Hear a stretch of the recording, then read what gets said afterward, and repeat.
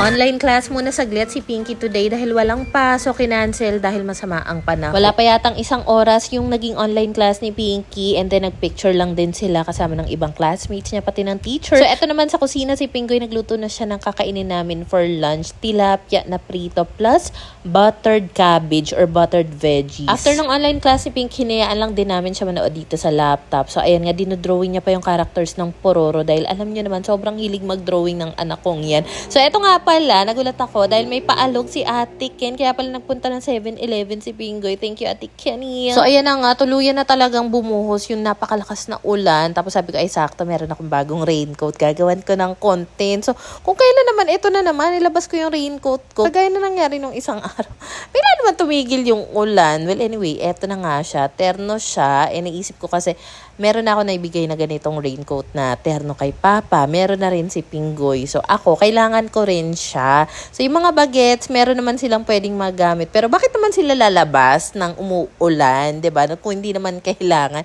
So, anyway, ayan nga pala yung itsura niya. May ibang colors pang available nito. And kaya rin pala ako nag-raincoat kasi meron akong kailangan gawing agenda dito sa labas. Alam mo, sobrang weird lang talaga pakinggan. Pero kasi inaantay ko rin talaga na umulan dahil fantasy ko na magdamo habang umuulan. O diba, napaka-weird niya. Sinong magkaka-interest? Magka-fantasy na magtanggal lang damo habang umuulan. Hindi kasi ang naisip ko rin, mas madaling tanggalin or bunutin yung mga damo kapag basa yung lupa, which is katulad nga na nangyayari ngayon since bumuhos na yung bumuhos na yung ulan kanina, hindi na ako mahirapan magtanggal ng damo dito. Dahil kita mo naman, sobrang taas na niyan. And sa mga nagsasabi, mag-request ka kasi ng mga grass cutter, hindi niyo pa po sinasabi na gawa ko na po yan. Pero syempre, hindi naman lahat ang nire-request ng isang affiliate natutupad or na-approve. May tingin din naman ako ng mga grass cutter online, pero parang hindi ako makakita ng legit talaga na magandang klase. So,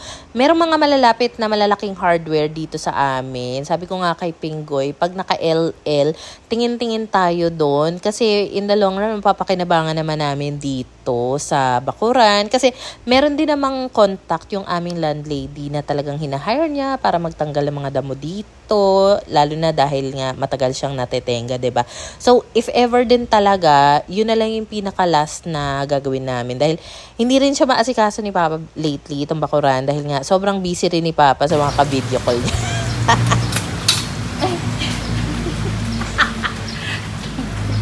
Alam mo, nagulat nga ako. Meron kasi akong bagong ganitong trolley na natanggap. So, tinatry ko pa siyang i-extend since medyo mataas nga itong ilalagay ko. Yun na pala yung pinaka-max na height niya. So, anyway, dito ko nga lang isasabit itong napakalaki namin basurahan. And thank you nga ulit sa isa sa mga follower natin na may junk shop na nag-offer nito sa amin from Cavite ito. So, thank you. Ayun na nga. So, naisip ko, dito ko ilalagay yung mga pagtatanggalin kong damo. Kasi, for sure, hindi nga ito magkakasya. Pero at least, pwede nang magamit. So, ayan, dinemo-demo ko lang muna saglit yung natanggap nating bagong trolley. At eto po, ang pagkakaabalahan ko for today's video. Talagang gusto ko lang ma-experience. Noong nakaraan kasi, umulan din dito. Tapos naligo kami ng mga bata sa ulan. Tapos tinry kong magtanggal ng mga damo dito. Natuwa talaga ako kasi ang bilis bunutin ng mga damo, as in promise. So, syempre, ayan nga, sabi ko, pag ito nasimulan ko kasi for sure hindi ko siya tatantanan hanggat kaya ko. So, ayan pa nga si ko, wag gusto nga sumali. Wala naman akong bota na kasya sa kanya. Sabi ko, wag nanakdyang ka lang muna sa gilid. So, anyway, ayan na nga at nagsimula na nga ako. Dito lang muna ako nagsimula sa may likuran na part. So, alam mo, sa totoo lang, gusto ko talaga yung pagka-green ng mga damo sa sahig. Kaya rin ayoko siyang bunutin talaga. Gusto ko ikat lang siya, itrim lang siya. Pero kasi, kung wala ka talagang matinong grass cutter dito, hindi mo siya mamimintate. Alam mo, sa totoo lang nung una, parang nakaka-enjoy talaga siya. Ang satisfying din kasi talaga sa totoo lang magtanggal ng damo habang muulan. Basta ang saya niya. And hindi ako nababasahan ng tubig ulan dahil nga nakakaputi ako. Pero sa totoo lang, ang init niya kasi hindi naman during the duration, hindi naman laging tumutulo yung ulan. So, kapag walang tulo yung ulan, mainit din siya sa pakiramdam. So, ayan nga, nagtanggal lang din ako ng mga dumi na kumapit na dito sa aking raincoat. Alam mo, hindi talaga sana ako mababasa sa loob dahil nga, waterproof nga yung raincoat na ito.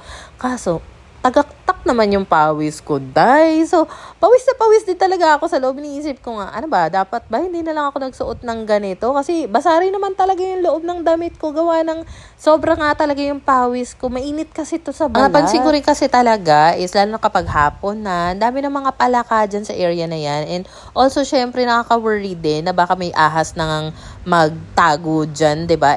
Usually, after school ni Pinky, pag hapon na, talaga nagtatakbo dito talaga yung mga bagets. So, alam mo, malaking rin pala to, responsibility, yung tumira ka sa ganito kalaking bahay, may malaking bakuran. Kasi, syempre, aasahan din ng may-ari na i-maintain mo yan, ayusin mo. Alam mo, dahil nga sobrang satisfying din naman itong ginagawa ko. Talagang ayaw ko siyang tantanan. Ganda, lobat-lobat na yung phone ko. Andyan pa rin ako, dumidilim na, nandun pa rin ako. Alam mo, napatigil lang talaga ako dahil sobrang sakit na ng kamay ko at the same time, ang dami ng palaka na tumatalon-talon sa harap ko. Mas matungo yung kamay niya. Fantasy unlock yung ginawa ko kanina. Dito pa. Dito. Isipid kasi ito eh. Fantasy unlock kanina. Ngayon naman, Fantasy unlock. Sa lampas later. Saan ba? Ito. Oo, yan.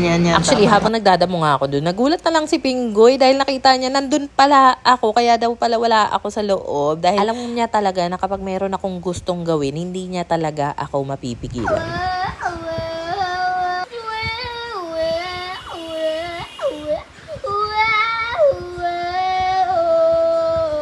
Kinabukasan na nga pala ito. Aliw na aliw ako kay Pinky dahil habang nandito nga ako sa may sofa, kumakanta siya ng gano'n. Tapos tinanong ko, anong ginagawa mo na? Magawa pala siya ng costume para dito sa Barbie nila. At alam mo ba, itong Barbie na ito, bigay ito ng new friend nila. Inglesera din. Yung pala, schoolmate din nila. So, ang nangyayari kasi kapag hapon, merong mga bata dyan sa may gilid, sa may labas, sa may fence banda. Tinatawag sila, tapos nakikipag-usap sila saglit. Mga Inglesera din, so nagkakaintindihan talaga sila. Minsan binibigyan sila ng squishy na gawa-gawa lang din nila. Tapos yung pinakahuli nga, ayun, Barbie. So, ginawa ni Pinky ng costume. Napaka-creative lang din kasi ni Pinky. Hindi ko nga alam saan niya naisip yung magdo-drawing siya, magka-cut out siya para maging costume ng Barbie. Well, anyway, hapon na nga ito, nakapagtimpla na ng kape si Pinggoy. Bumili na rin siya ng mga tinapay sa bakery. And talagang lantang gulay ako, promise. Wala talaga akong kagana-gana kumilos dahil parang ngayon ko lang talaga nararamdaman yung pagod ng pinagagawa kong pagdadamo kahapon kasi I think umabot ako siguro mga 4 to 5 hours straight na nagtatanggal ng damo doon.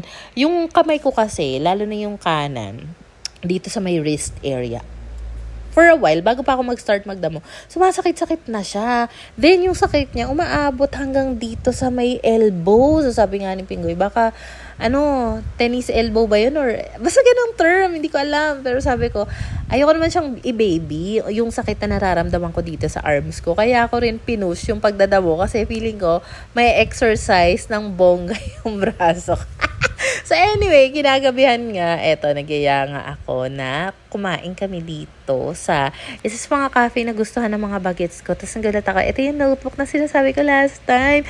Meron silang palibreng ganitong notebook dahil naka-worth 600 plus yung order namin. Thank you, Kuchiti. Alam mo, favorite ng mga anak ko dito, yung fried chicken nila. Ang lambot kasi, tapos yung kanin nila, ang sarap. Nagdala rin pala kami ng sabon kasi wala talaga silang hand soap doon. Nakalimutan namin magbitbit ng hand soap. Nandito na rin kami sa bayan, kaya bumili ako ng ganito. Tissue holder siya, pero ang ilalagay ko talaga dyan, yung mga chopping board, para kahit papano, elevated sila doon sa may countertop namin. Ang cute lang niya, pwede rin kasi yung mga notebooks ko dyan, diba? And, kailangan ko pa ng ganito na stainless para doon sa lagay ng mga itlog namin, para elevated pa rin siya. Kasi, may tendency nga kasi na yung mga nilalagay namin doon sa countertop, mabasa, gawa ng natulo ngayon. Basta. And, eto nga pala, nakakaaliw, yung napili na hair kinemberlo ni Kowa. Kasi nakita ko yung ganitong itsura sa SM. Nasa 299 yata yun. Pero dito, headband, tapos hair clip na malaki, 16.9. Tapos eto naman yung napili ni Pinky dahil sobrang favorite niya talaga up to now ang Kuromi. So, hindi na naman kami nagtagal after namin makapagbayad dito sa mga pinili namin. Umalis din kami. Then, meron kami na-discover na grocery pala to. Hindi nalaga namin alam kasi dinadaan-daanan lang namin ito madalas. Parang old school na grocery. Tapos, ayan, may old school na TV. Wala, kakaalayo lang. Kinabukasan na pala ulit ito. Meron akong bagong cabinet dito from SIV Home Deco. And kaitsura niya lang din talaga yung nasa kusina namin na merong rattan design na pinto. But this time, yung black gray edition, yung pinili ko dahil ilalagay ko nga siya dito sa aking working area. Para naman meron akong paglalagyan ng mga products na natatanggap ko. Usually kasi may mga extra stocks ako. So at least lahat sila organized. At saka kung mapapansin nyo, yan nasa paligid ng TV, ang daming mga naka-expose sa mga gamit. Ang sakit talaga sa mata, 'di ba? So eto talaga yung pinakasagot dyan para maging clear na once and for all yung nasa TV area, pati na rin etong nasa may hagdan area. Sagwa kasi sa mata, 'di ba? Aware naman ako diyan. Pero inaantay ko lang din talaga na magkaroon ako ng proper storage at eto na nga ang sagot diyan. Pati nasa planggana. Yan din yung mga pinagtatanggal kong gamit na nasa kwarto na kailangan kong i-store dito sa labas. And since masakit pa nga rin talaga yung katawan ko, sabi ko, Lalab, tulungan mo nga ako dito kasi yung mga ganitong bagay, sa totoo lang, gusto ko ako lang yung gumagawa niyan dahil kaya ko naman yan. Pero kapag alam ko sa sarili ko na hindi ko talaga kakayanin, tsaka lang ako magpapatulong. So ayan nga. And sanay na talaga si Pinggoy sa akin. Kaya minsan kung meron kayong nakikitang ginagawa ko, bakit parang siya lang? Ba't parang hindi tumutulong? Ako lang talaga yung may gusto noon. May pagka-feeling strong independent woman kasi talaga ang atake ko sa buhay. Marami naman tayong mga babaeng ganyan. But definitely, kapag kailangan natin ng tulong, maganda rin talaga na meron tayong pwedeng maasahan. Diba? Nag-vacuum na nga lang din pala ako dito. Kasi yung packaging nitong cabinet na ito, marami siyang mga durug-durug na styro na nagliliparan. Pag winalis mo kasi yan, lilipad-lipad lang yan kung saan. So, mas mainam talaga na gamitan mo ng vacuum. Meron din pala nagtatanong about doon sa wifi na ginagamit namin ngayon. So, if I'm being honest, okay naman talaga siya, lalo na kung hindi mo kailangan mag-upload ng video, kung manonood ka lang, ganyan. Kung siguro mga up to 5 gadgets lang yung gagamitin mo, especially kung malakas ang smart signal sa inyo. Kasi dito sa amin, 1 to 2 bars lang talaga ang smart signal. Pinush lang talaga namin magkaroon ng ganyang portable wifi kasi wala kami ibang way na maisip dahil Converge, PLDT, kung ano-ano nang pinagtatry namin, wala talagang bakanting port dyan sa labas, sa may poste. So ayun na nga, hirap lang talaga sa pag-upload. Minsan, for some reason, na tipong kahit 1 minute video lang yung kailangan kong i-upload, umaabot siya ng 1 oras. Ganun talaga kalala. Kaya pasensya na rin talaga minsan. Kahit gustong-gusto ko na i-upload yung mga vlog ko. Usually yung mga vlog ko, hindi bababa ng 7-8 minutes, minsan 15 minutes pa yan.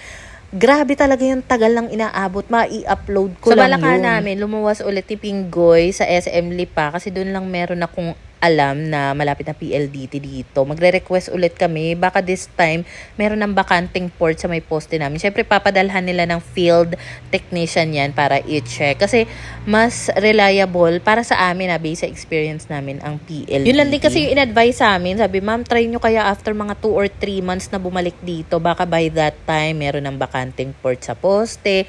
Makabitan na namin kayo. So, hopefully, para naman kapag meron akong kailangan may upload, hindi na ako matetenga, kakaantay kahit mga 1 minute or mga mahahabang vlog. Ayan na nga po, ang napakaganda nating cabinet. So, hindi siya black na black dahil nga grayish black ang atake nito, and ito naman yung pinto niya. So, almost same siya dito sa isa pa naming cabinet. Nagkaiba lang talaga sa design ng pinto. Diba? Kung kayo papipiliin, alin yung mas maganda? Yung rattan ba? Or parang salamin style? Well, ako, okay lang naman sila pareho. Pero, for now kasi, parang gandang-ganda ako dito sa may rattan pinto na cabinet ng SIV Home Deco. So, dito ko siya ilalagay sa may pintuan ng pangatlong kwarto dahil hindi pa talaga yan bakante. So, hindi rin naman namin nagagamit yan. Takpan ko na lang muna talaga. Why not, diba? So, this time, ang pinili ko nga pala is 80 centimeters lang na lapad para swak lang siya dito. Kasi meron din ito mas malapad pa, 100 centimeters. Meron pang pinakamalapad na 120 centimeters. Now, kung gusto niyo naman, mas mataas dito para mas marami kayong mailagay. Meron din naman up to 6 layers kasi itong akin 5 layers lang yan kasi yung even yung pangtaas niya counted siya sa layer, diba? So ayun na nga po at ilalagay na nga natin siya dito. Kinakabahan nga ako baka hindi siya magkasya, pero nung na-shoot na ilagay ko na nga siya, tuwang-tuwa rin talaga ako, saktong-sakto siya. So ako, I wish pinili ko yung medyo mas mataas pa, pero wala na. Na-request mo na. Andyan na yan. Hindi na para magreklamo pa, but maging thankful ka na lang talaga. Tsaka feeling ko naman kahit papaano, matchy-matchy pa rin naman itong office table ko dyan sa bagong cabinet. Eh, nagustuhan ko rin pala itong parang extra bakal ng bagong table ko. Kasi even kahit may ilagay ako dyan, hindi siya basta-basta malalaglag kasi nga may bakal na harang pa doon. Diba? So, meron lang konting ina-adjust pa dito si Pinggoy dahil para lang sure na mas smooth nga yung pag-open close ko ng ganito. So, ayan. Thank you so much, my love, sa pag-help sa akin. Grabe rin kasi talaga yung sinakit ng katawan ko sa pagdadamo na yun. As in, good 4 or 5 days ko rin siyang ininda. So, eto naman yung niluto ni Pinggoy, spaghetti for our dinner. Kanina niya pa kasi cravings yan. So, ayan, kakain na muna kami. Ayun lang muna for today's vlog.